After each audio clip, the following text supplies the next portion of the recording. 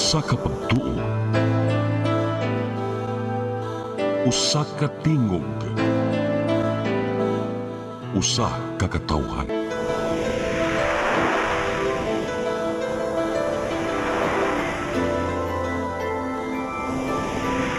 Cebu Catholic Television Network.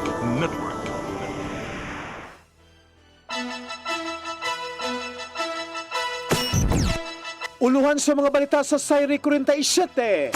Bintaha sa alyansa tali sa ASEAN ug mga kaalyadong nasod gipasigarbo.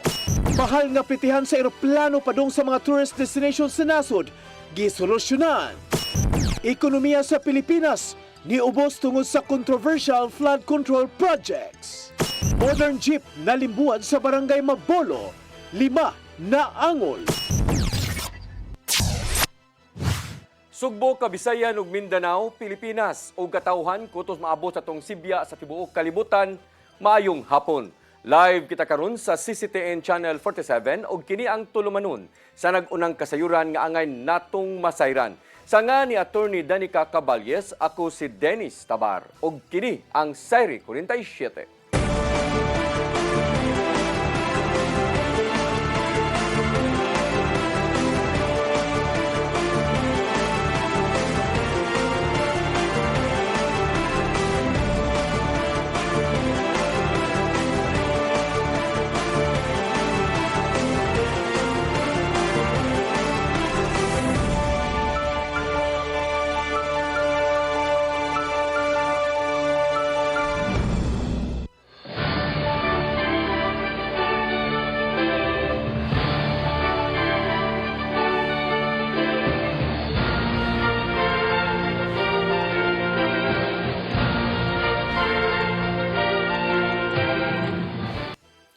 Ug karon sa kumpletong detalye sa atong mga balita, bintaha sa alyansa tali sa ASEAN ug mga kaalyadong nasod gipasigarbo atol sa katapusang hugna sa mga meeting karong adlaw uban ang mga tourism ministers. Kini ang resulta sa nahimong pagbinayloay sa ilang kultura ug kooperasyon. Ang kasayuran ihatod ni Gian Navarro. Atol sa katapusang adlaw sa mga kalihukan sa ASEAN dinhi sa Sugbo, gipasigarbo ang nimong bintaha sa alyansa tali sa mga kanasuran sa Southeast Asia ug pipila ka mga nasod sa kalibutan. Gibarugan ni Tourism Secretary Cristina Garcia Frasco nga makatabang ang people-to-people relations ug pagbinayloay sa kultura aron makahimo og mga mahinungdanong plano ug polisiyang ipatuman sa sigkan nasod bahin sa turismo. Gani ni resulta kini sa padayong pagbisita sa mga tourism markets, ilabi na gikan sa China, Japan, Korea, India ug Russia dinhi sa nasod ug sa mga kasilinganan nga miyembro sa ASEAN. It affirms that tourism must create prosperity while protecting heritage, respecting communities, and stewardship of the natural environments that give our region its distinctive identity. Isintubag, gilauman sa Vice Minister of Tourism sa Japan nga si Nagai Manabu ang pagtuman sa mga nahimong action plan tali kanila ug sa ASEAN. 本日の会合は東ティモールが ASEAN に正式加盟した初めての観光大臣会合であり、東ティモールの加盟は ASEAN の繁栄に向けた取り組みが一層強いものとなることを確信しております。 Today's meeting is the first tourism ministerial meeting since Timor-Leste officially joined ASEAN. And I am confident that Timor-Leste's accession will further strengthen ASEAN's efforts towards prosperity. Samtang giangop sa Ministry of Culture and Tourism sa India nga nisangput sa maayong tourist arrivals ang pagbiyahe gikan sa India paingon sa Southeast Asian countries ug vice versa. Highlighting the strong and growing two-way tourism exchange, the majority of these travelers fall in the 25 to 35 years age group, which travel primarily driven by leisure, business, education, and medical purposes. Alang sa opisyal gikan sa Russia, kinahanglan magpadayon ang pagtuman sa kasabutan tali kanila ug sa ASEAN human sa taas-taas nga panahon sa partnership.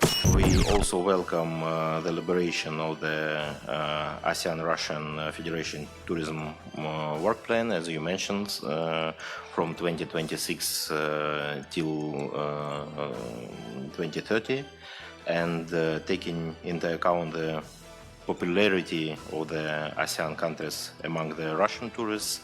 The actions under this plan will contribute to providing accessible and seamless travel. Tapuson karong gabi ang tanama kalihukan sa ASEAN Tourism Forum dinhi sa Sugbo. Dungan sa tingwa sa isig kanasod nga mapatuman ang mga nakahanay nga plano aron palambuon ang turismo sa rehiyon gikan sa ekonomiya hangtod na sa pamuyo sa mga yanong tao.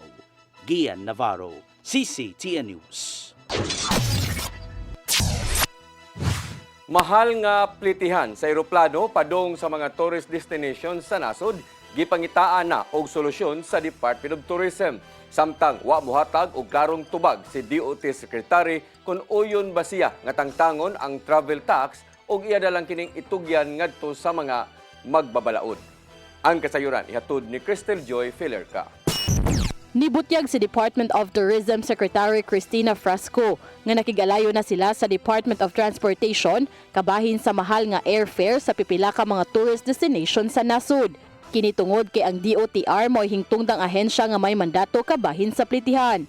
Kinihuman nga ang DOT nakadawat og reklamo gikan sa mga turista kabahin sa mahal nga plitihan. Dugang pa sa DOT Secretary nga nakigalayo na usab sila sa Civil Aeronautics Board ug private airline partners kabahin sa reklamo sa mga turista. Hinuon ato sa ilang meeting niadtong nilabay nga tuig, sigon pa ni Frasco nga ang tulo ka mga dagkong airline companies ni pasalig nga ilan ang tangtangon ang top 2 nga pinakamahal sa ilang price buckets. Bigay po ng commitment yung Philippine Airlines, Cebu Pacific, pati na rin po yung AirAsia na yung top 2 na pinakamahal na price buckets nila ay tatanggalin po nila. And we insisted on the part of the Department of Tourism nga nararapat lang po na magkaroon tayo ng monthly publication of price index sa airfares and that this be fully transparent and that the Civil Aeronautics Board strictly enforce clear guidelines in terms of price ceilings. Nang hinaot si Frasco nga pinaagi sa pagpakigalayon sa DOTR o Civil Aeronautics Board, daling mahatagan og solusyon ang kamahal sa plitihan sa mga eroplano. Apan gitataw ni Frasco nga dili tanan tourist destination sa nasud mahal ang airfare. Samtang sa dihang gipangutana sa mga tigbalita si Frasco kung uyon ba siya nga tangtangon ang travel tax, wa kini mohatag og klarong tubag. Sigon pa niya nga itugyan na lang kini niya sa mga magbabalaod tungod kikinahanglan pang magpasar og balaod o galing di kini ipadayon. Apan gihimog ata niya ang mga natampo sa travel tax sa nagkadaiyang sektor. Kung diin sigon pa sa DOT Secretary nga ang 50% niini para sa tourism infrastructure. Pipila sa mga proyekto niini mao ang tourist rest areas, tourism information centers, boardwalks ug visitor centers. Samtang ang 40% mapadung sa Commission on Higher Education aron sa pagsuporta sa mga estudyante nga nagkuha og tourism-related courses ug ang 10% para kini sa mga heritage agencies aron mapunduhan ang pag-preserve sa cultural ug heritage destinations. So then, with these very tangible benefits on the travel tax, we sincerely hope that this can find merit as far as our legislators are concerned. And in any event, we are hopeful that tourism infrastructure will continue to be funded in the country. Crystal Joy Filerca, CCTN News. Minor de edad nga nagbandal sa bag-ong gipinturahan nga pader sa Barangay Pusok, Dakbayan sa Lapu-Lapu, gipatawag sa kapitan sa iyang buhatan. Samtang padayon paghihapon ang gipangita ang nga nagbandal sa Skywalk. Ang kasayuran ihatod pagbalik ni Crystal Joy Filerca. Gipatawag kagahapong adlaw sa opisina ni Kapitan Rani Imperio ang usa ka minor de edad kuyog ang iyang ginikanan nga mo'y nagvandal sa bag-o lang gipinturahan nga pader sa Sitio Semento, Barangay Pusok, Lapu-Lapu City niadtong Enero 24 sa alas 10 sa gabi. Kinihuman nga nasubay sa CCTV nga ang mong 16 anyos nga lalaki mo'y responsable niini kuyog ang iyang hinigugma. Mato ni Kapitan Imperio nga gipasaylo lang una ang minor de edad apan nagbuhat na sila og kasulatan nga ugaling iya kining usbon pasaka na siya og kaso. Samtang padayon pang gipangita sa barangay ang nagvandal sa Skywalk sa ML Quezon Highway nga sakop gihapon sa Barangay Pusok. Sigon pa sa kapitan nga niadtong Enero 28, aduna na sila'y nahinabi nga duha ka mga lalaki apan wa kini moangkon. Namo to ato to napatawag pag usang adlaw utong duha ka batan-on. Ingon sila nga kana inana nga ako aga pero dili ako anak laki na siya kay wala nang yung ko magbandal sukad nga gipatawag ko ni Mayor akong pa sa una. Dugang pa sa kapitan nga aduna untay CCTV duol sa skywalk apan sa pagkakaroon wa kini nag-function tungod kay adunay wire nga naputol.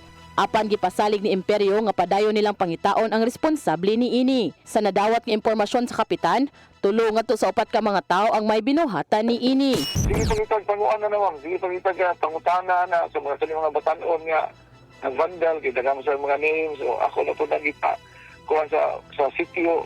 Dami lang sa Mandawi po, kay Mandawi area naman ko, no?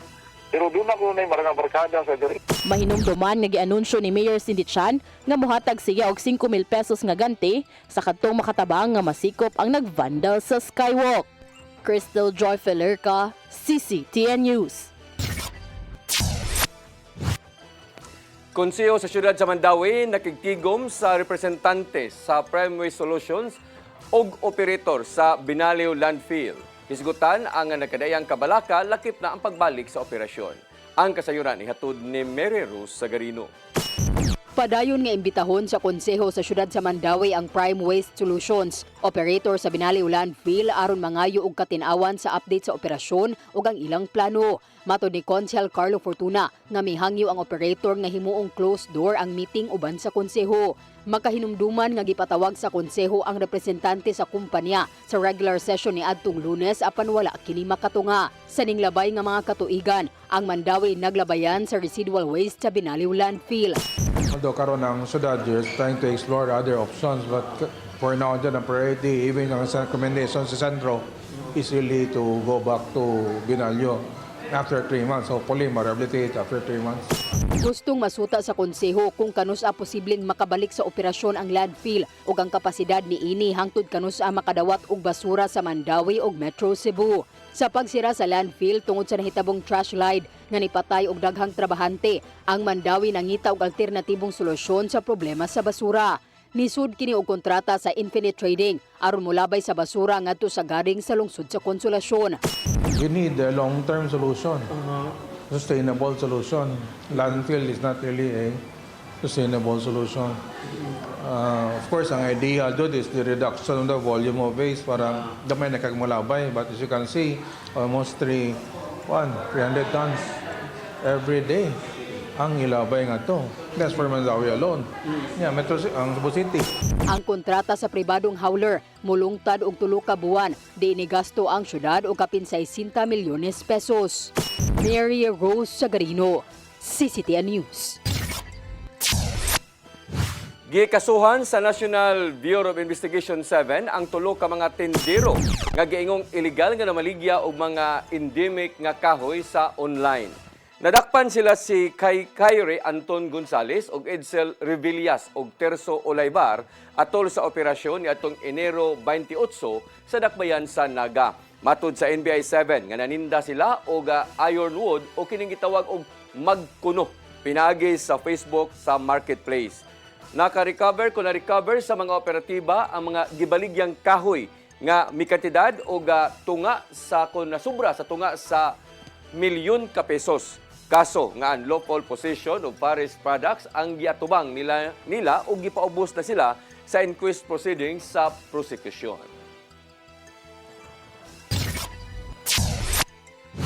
Giumol na sa Cebu Provincial Government ang Multi-Sectoral Council nga musubay sa papakigbatok sa Human Immunodeficiency Virus kon HIV. Kini human nga naaprubahan sa Junta Provincial ang ordinansahon ni Bukal Stanley Caminero sa final reading. Panguluhan ni Gobernador Pamela Baric 4 ang maong Multi-Sectoral Council o kuyugan siya ni Caminero isip Vice Chairperson. Langkuban sa mga council members gikan sa Department of Health, Vicente Soto Memorial Medical Center, mga buhatan sa Kapitolyo, mga NGO ug uban pa nga anaa sa medical ug private sector.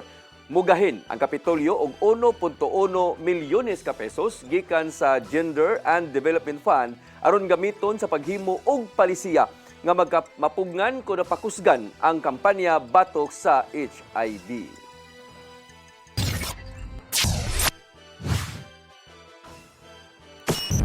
Mosunod, ekonomiya sa Pilipinas ni ubos tungod sa controversial nga flood control projects. Kanaog daghan pa mga balita sa pagbalik sa Sayri 47.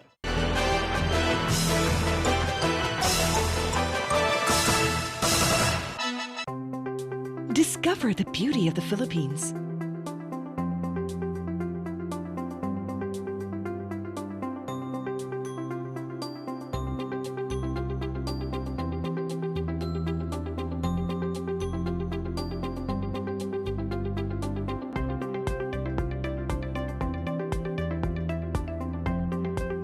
With Philippine Airlines, the country's flag carrier.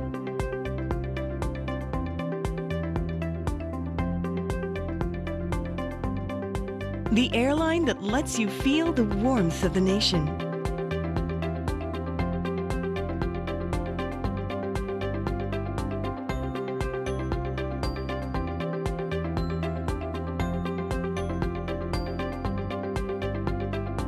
Mabuhay!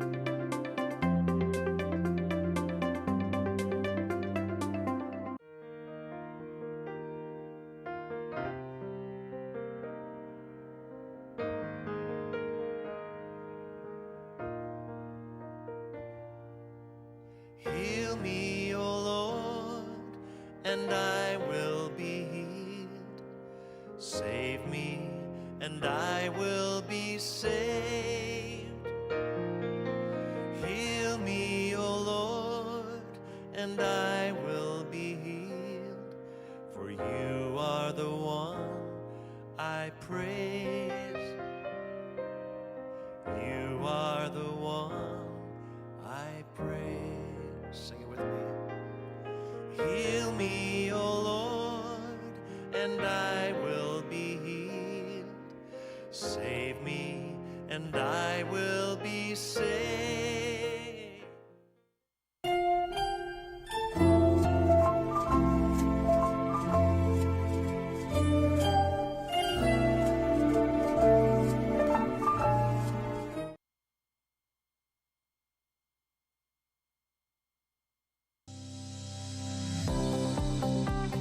That portion was brought to you by Grab and Move It.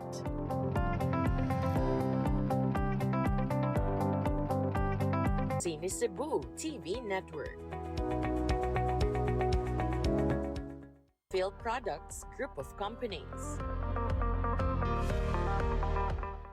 DC Lex and FiberNet Broadband Incorporated.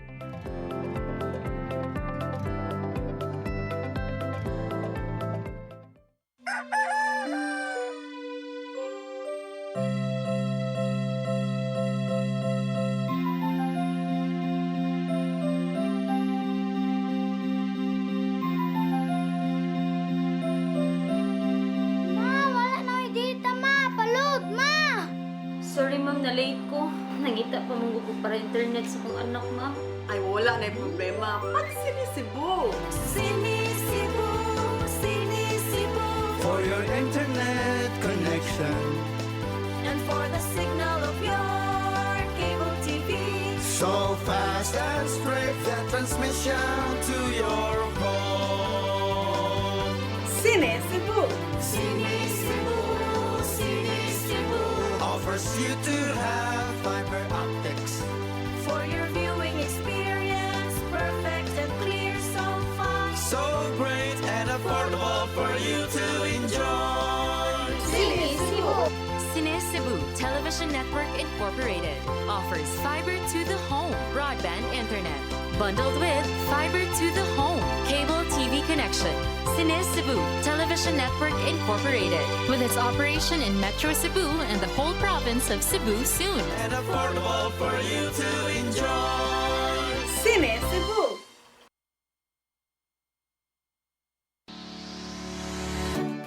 Looking for the best internet deals in Negros Oriental? Phil Products Negros is here to bring you fast, reliable, and affordable internet with plans made just for you. For as low as 899 pesos per month, enjoy speeds of 50 Mbps, perfect for streaming, working, or studying from home. Need more speed? No problem. Get 100 Mbps for just 1,199 pesos. 150 Mbps for only 1,499 pesos, or our fastest plan, 400 Mbps for just 2,399 pesos per month. Plus, you can add over 100 cable TV channels to your internet plan for just an additional 100 pesos per month. That's entertainment and lightning-fast internet all in one. Enjoy no installation fees and start today with a 1,000 peso customer deposit. Call us now or visit our website to sign up with the Phil Products Negros.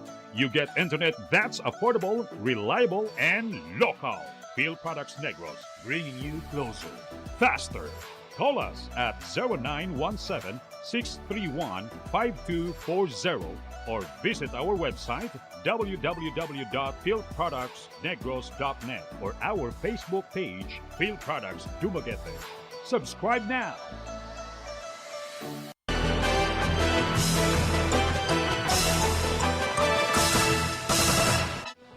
Balik sa ato mga balita, ekonomiya sa Pilipinas ni ubos tungod sa kontrobersyal nga flood control project sa miaging tuig. Matod sa DepDev nga musaka unta hangtod sa 5.5% ang gross domestic project kung tarungon man ang pagpundo sa mga infrastructure projects sa gobyerno. Ang kasayuran ihatod ni Gian Navarro. Nakita sa Department of Economy, Planning and Development kon DepDev nga mas mumaayo unta ang ekonomiya sa Pilipinas sa miaging tuig kung sakto ang nimong paggasto sa gobyerno ngadto sa mga infrastructure projects. Apan, natandog ang pagsalig karon sa katawhan ngadto sa gobyerno kumikan sa pagkwestiyon nila karon sa paggasto ngadto sa flood control projects. Mato ni DepDev Secretary Arsenio Balisacan na ni menos og 2.2% ang ekonomiya sa nasod nitong fourth quarter of 2025 kung sakto unta ang paggasto ngadto sa infrastruktura. Musaka na unta ang gross domestic product sa nasod ngadto sa 4.4% hangtod sa 5.5%. Maong niabot na sa 4.4% ang kinatibuk ang GDP growth sa Pilipinas diin mas ubos kini gikan sa target sa Marcos administration nga 5.5% hangtod 6.5%. Tungod sa pagminaw sa ekonomiya, nakita ni Balisacan nga dako-dako usab ang angayang bawion aron dili na mosamot ang pagkunhod ilabi na ning tuiga. Human nga natribukal ni Presidente Ferdinand Bongbong Marcos Jr. ang korupsyon sa flood control projects datong 2025 na paglantuan ni Balisacan nga dako usab ang trabahoon sa gobyerno karong nagduda na ang mga tao. Dugang pa niya nga kinahanglang makorhian ang sayop nga matang sa panggobyerno aron mabalik sa hinay-hinay ang pagsalig gikan sa katawhan. Mas mayo unta alang ni Balisacan kung ang gigasto sa gobyerno mopaingon gyud sa mga basic services aron hayan dili na modagan pa ang mga kabus. Gian Navarro, CCTN News. Kapin sa 200 ka mga mayor gikan sa Luzon o Visayas o Mindanao may suporta sa Classroom Building Acceleration Program kon CAP-ACT na panglantawan nga mas mapadali ang pagtukod sa mga classroom sa nasod. Ang kasayuran ihatod ni Randy Gurion. Aprobado na sa Senado ang Senate Bill No. 1482 o CAP-ACT sa ikatulo ug katapusang pagbasa aron masolusyonan ang kakuwang sa lawak sa ringan sa nasod. Sa pagpangunan ni Senador Bam Aquino nga may chairperson sa Committee on Basic Education, naaprubahan ang CAP-ACT sa butong 22-0. Tungod sa sertifikasyon sa Presidente, mapadali ang pagpasar niini ug mas siguro ang 65 billion pesos nga pundo alang sa mga classroom sa 2026 budget. Resulta ang pagsuporta sa CAP-ACT sa report nga moabot na sa 166,000 ang pagkuwang sa classroom sa katapusang bahin sa 2025 ug gilaumang musaka pa sa 230,000 sa 2028 ug galing dili kini maaksyonan. Ning tuiga, gihatagan og gahom ang mga local executives aron direkta nga makaplano, mopatukon ug mobantay sa mga infrastruktura sa tunghaan. I honestly think the only way we can fulfill 25,000 to 30,000 classrooms for this year is if all of us build at the same time. Kung sabay-sabay po tayong gagawa ng classroom, may chance po tayong mapunuan yung 25,000 to 30,000 classroom target. Kung isang ahensya lang ang gagawa po nito, tila imposible po yan na magawa.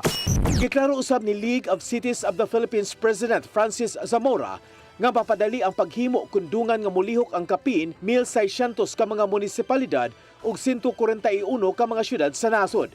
Gipasabot usab ni Aquino nga ang 2026 budget mao na ang labing dako sa kasaysayan diin moabot sa 66 billion pesos ang gitagana alang sa pagpahimo og classrooms. Kailangan po nating reformahin pagdating sa edukasyon. We will not one term, whether 3 years or 6 years. It will take 2 to 3 terms, maybe 2 to 3 presidents. But we can start somewhere. So practically lahat ng nasa CAP bill, nasa 2026 GAA na po siya bilang mga special provision. So even right now, kahit di pa po pasado yung CAP bill, pwede na po ang mga LGUs na gumawa ng mga classroom na sabay-sabay. Subling gipahinumdom sa senador ang katuyuan sa CAP Act nga mao ang alang sa reforma sa edukasyon ug isip stimulus sa ekonomiya. Randy Gurion, CCTN News. Syudad sa Mandawi mo pahigayon og investigasyon kalabot sa duha ka napalit nga ambulansya nga wa magamit sud sa 5 ka tuig tungod kay ang rehistro wa mabalhin sa syudad sa Mandawi. Giplano nila nga mopasaka og kaso batok sa mga nalambigit nga mga empleyado. Ang kasayuran ihatod ni Mary Rose Sagarino.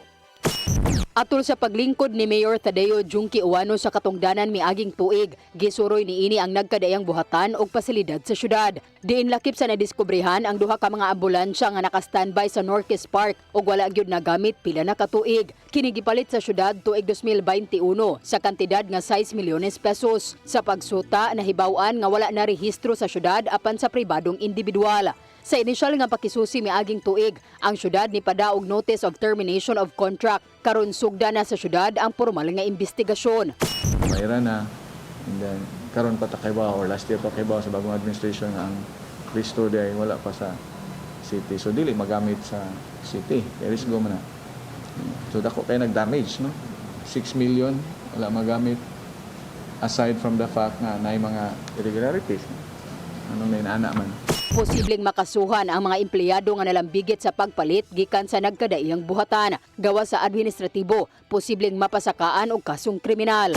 Mayroon na, and then karon pa takaybaw or last year pa takaybaw sa bagong administration ang restore day wala pa sa city. So dili magamit sa city. Kaya risgo man na. So dako kay nag-damage, no? 6 million wala magamit aside from the fact na nay mga irregularities. Anong nainana man. Sa kasamtangan, adunay 7 ka ambulansya ang syudad ubos sa City Disaster Risk Reduction and Management Office kon CDRRMO. Mary Rose Sagarino, CCTN News.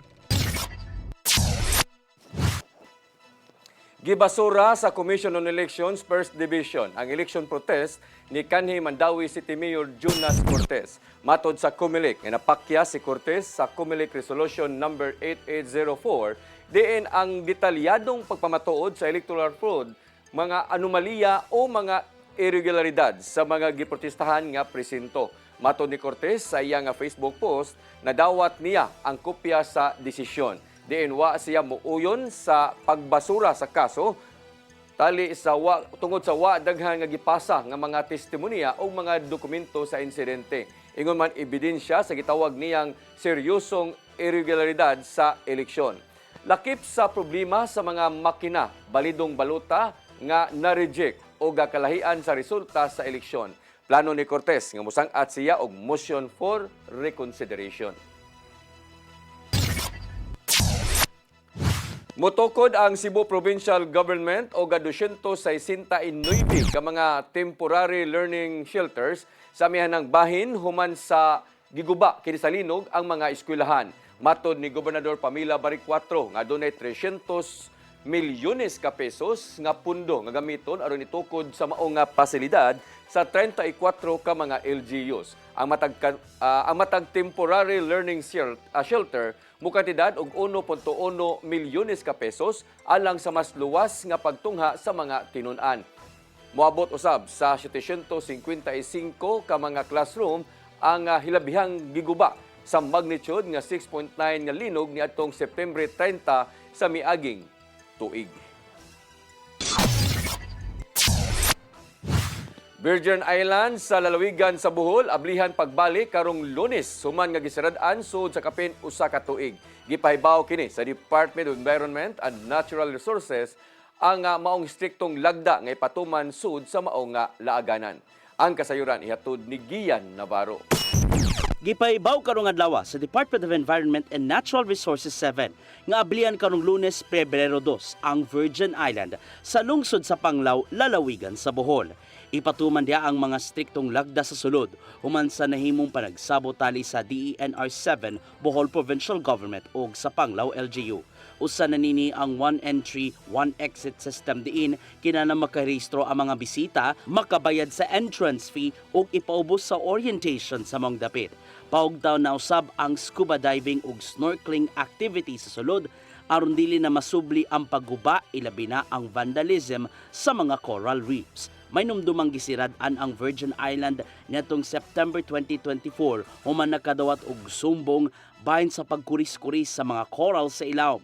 Mato di DENR 7 Director Lodimir Salak nga nagtinabangay ang managlaing sektor apil na ang Protected Area Management Board kun PAMBI aron paghanay sa mga striktong lagda. Guidelines of the carrying capacity of 250 hovers per 2 hours that will boost 1,500 visitors in Virgin Island. This will be very challenging for the private sector and of course the government officials who will be responsible of sustaining or protecting the environment. Idit anawsab ang pagbaninda sa ibabaw sa sandbar aron kalikayang magkatag ang mga basura sa sulod. Kabayan lang kini sa striktong waste management aron dili na mausab ang kahugaw sa dapit. Katuyuan mismo sa DENR 7 ang pag-abli ug balik sa Virgin Island aron mas mapakusgan pa ang turismo sa lungsod ug lalawigan. And of course, we need to take care of our environment para hindi na maulit yung nangyari nung last year na nasara for business ang ating tourist site. Gikalipay kini ni Gobernador Erico Aris Aumentado sa tinguhang nga mabalanse pa ang turismo ug pagpanalipod sa natural niyang kaanyag. Gian Navarro, CCTN News. Tabangan sa Employees Compensation Commission ang mga trabahanteng hilabihang apektado sa pagkahugno sa Binalio Landfill sa siyudad sa Sugbo. Matod sa Department of Labor and Employment, kamuhatag og dinaliang tabang og benepisyo ang ACC ngadto sa mga trabahanteng samaran at tuloy sa maong nga panghitabo. Apelo sab sa mga tabangonon ang pamilya sa mga nangamatay sa maong nga sanitary landfill. Ubos sa Employees Compensation Program, makadawat ang mga namatyan og death pension, funeral benefits ug dugang financial nga tabang. Nagpadayon ang profiling sa ECC ngadto sa mga trabahante aron masuta kung pila man ang mapahimuslan sa maong nga tabang.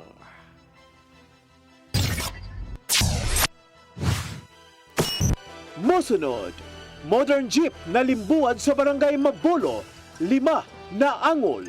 Kana og daghan pa mga balita sa pagbalik sa Sayre 47.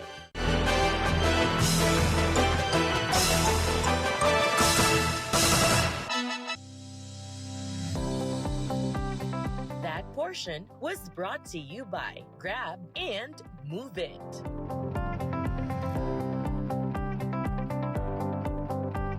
Cine Cebu TV Network. Field Products Group of Companies. DC Lex and FiberNet Broadband Incorporated.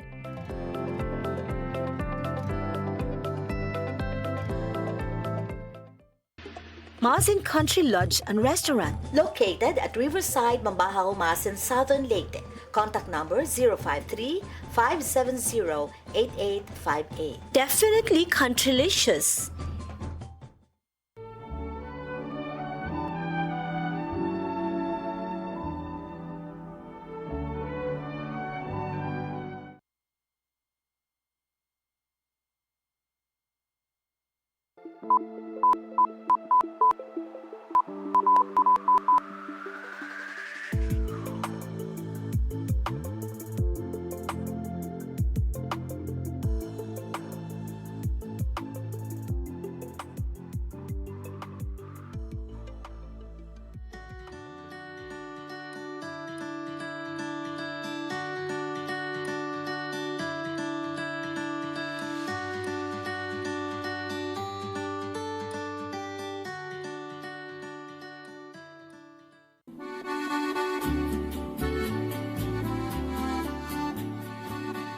If you love the beautiful Italian furniture you are surrounded when you travel in Italy or anywhere in Europe, now you can find already in the Philippines with our different branches in Luzon, Visayas, and Mindanao from the multi-awarded Italian export furniture manufacturer based in Cebu. You can visit our showrooms in SM Limery, SM Lipa Batangas, Quimpo Boulevard, Davao City, SM Mindpro, Zamboanga, SM Seaside Cebu, Linkitcay Cagayan de Oro, North Reclamation Cebu, Banilad Cebu, and other showrooms nationwide. You can have the best Italian quality designs and finishing of your dreams. Giardini del Sole. You will forget the price, but our quality will stay with you forever. Our Cebu Banilad showroom is located at Governor Cuenco Avenue, Barangay Kasambagan, Cebu City. The SM Seaside showroom, second floor, City Wing, SM Seaside, Cebu City. Visit our Facebook and Instagram pages for more information or visit our website at www.giardinifurniture.com.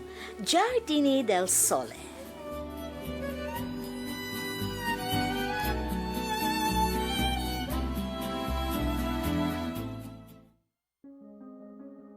Nangita ka ba og wellness consultation o preventive health support?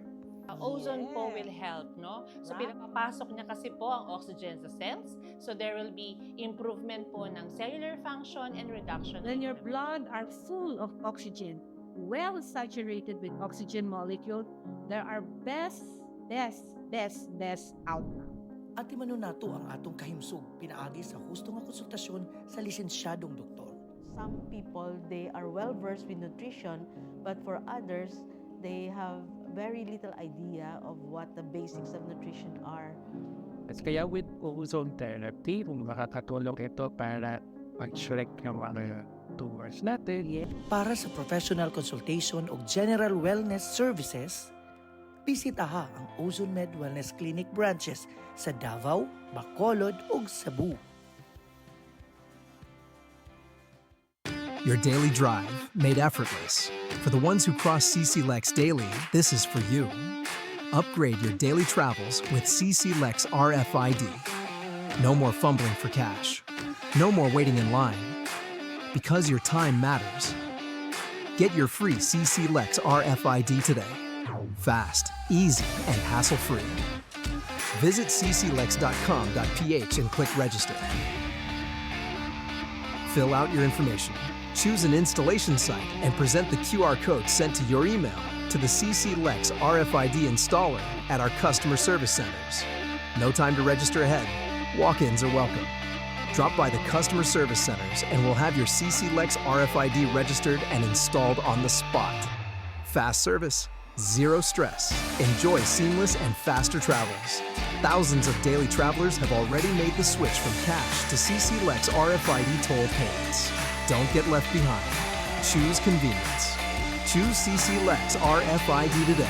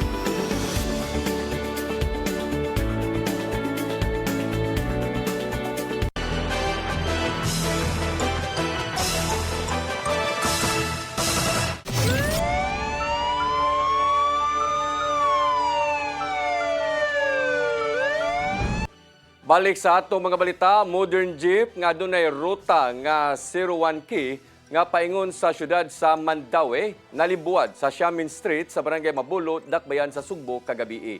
5 ka mga sakay ang naangol usa niini 66 anyos nga lula nga naa pa sa Tambalanan. Ang kasayuran ihatod ni Arnold Bustamante.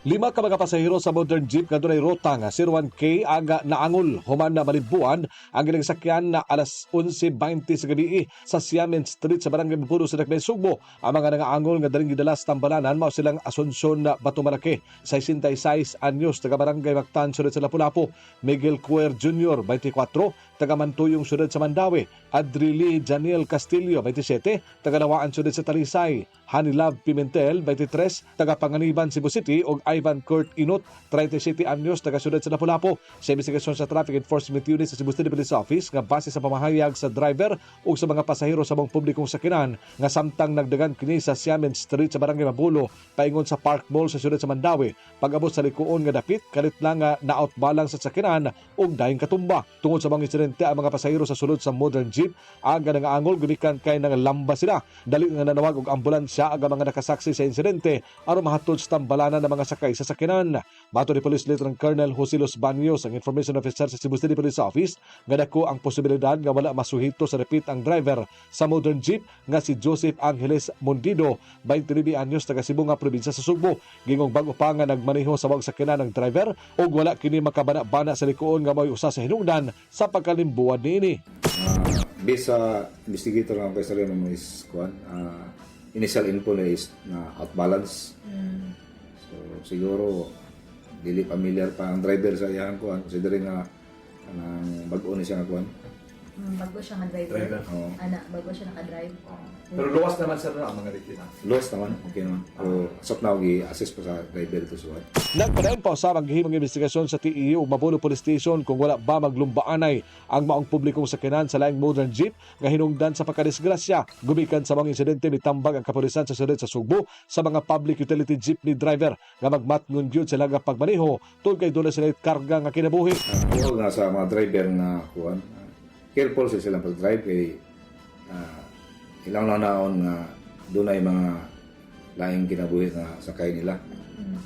So dapat careful. At the same time, back to basic, kanang gitawag blue baggage, before sila mo biyahe, check nila ang kuan, condition sa makina, sa sakyanan, ng battery, pati mga lubricants, pilang brakes, and then disiplina ng gyud sa mga driver.